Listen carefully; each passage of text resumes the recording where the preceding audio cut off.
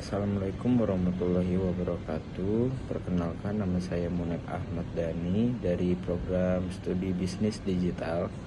Pada kesempatan ini saya akan mempresentasikan hasil ujian akhir semester mata kuliah Big Data and Data Mining dengan judul Analisis Data Mining menggunakan algoritma K-means clustering pada dataset Spotify 2023.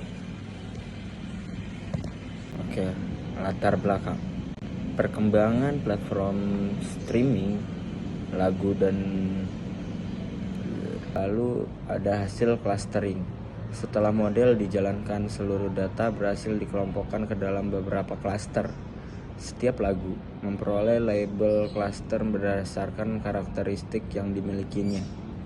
Selanjutnya, dapat diketahui jumlah anggota pada masing-masing cluster sehingga mempermudah proses analisis karakteristik setiap kelompok lagu. Lalu ada penentuan jumlah cluster. Sebelum melakukan clustering, terlebih dahulu ditentukan jumlah cluster terbaik menggunakan metode elbow. Metode ini melihat hubungan antara jumlah cluster dengan nilai WCSS. Jumlah cluster terbaik dipilih pada titik siku atau elbow, yaitu ketika penurunan nilai WCS mulai melambat. Jumlah cluster tersebut kemudian digunakan pada proses K-means. Lalu ada evaluasi model. Untuk mengevaluasi kualitas model, clustering digunakan Silhouette Score. Semakin mendekati angka 1, maka kualitas cluster semakin baik karena jarak antara cluster semakin jelas. Sedangkan apabila mendekati 0, berarti masih terdapat tumpang tindih antar cluster.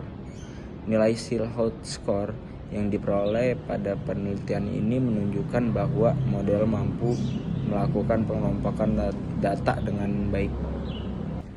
Tujuan penelitian ini adalah yang pertama, menganalisis dataset Spotify 2023. Yang kedua, melakukan pre-processing data agar siap dianalisis.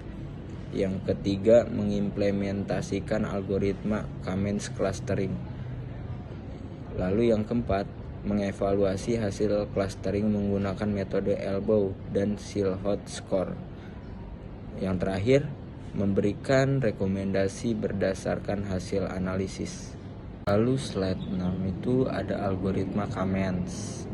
Algoritma yang digunakan adalah K-means clustering.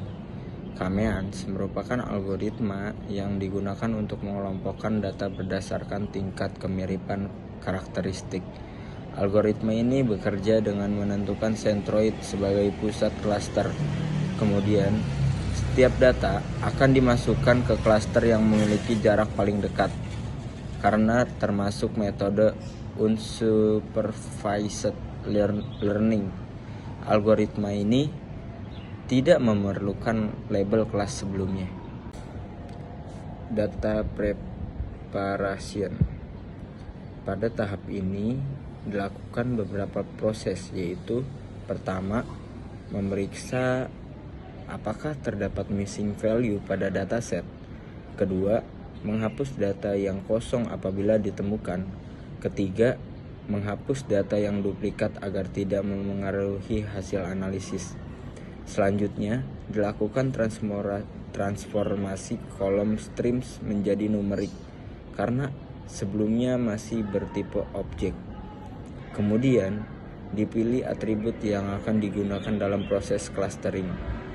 Terakhir, dilakukan normalisasi menggunakan standar scalar agar seluruh atribut memiliki skala yang sama sehingga proses clustering menjadi lebih optimal.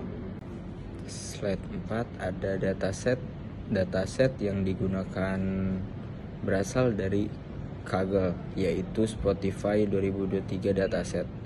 Dataset ini terdiri dari 953 data dan 24 atribut, sehingga telah memenuhi ketentuan UAS yang mensyaratkan minimal 500 data. Pada penelitian ini, Saya hanya menggunakan 6 atribut utama, yaitu streams, BPM, danceability, energy, valence, acousticness. Atribut-atribut tersebut dipilih karena dapat menggambarkan karakteristik setiap lagu. Lanjut, latar belakang.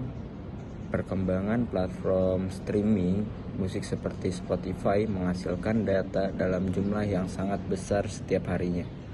Data tersebut tidak hanya berisi nama, lagu, dan penyanyi, tetapi juga memiliki berbagai karakteristik musik seperti jumlah pemutaran atau streams, BPM, danceability, energy, valence, dan acousticness. Dengan memanfaatkan teknik data mining, data tersebut dapat dianalisis untuk menemukan pola atau karakteristik lagu yang memiliki kemiripan.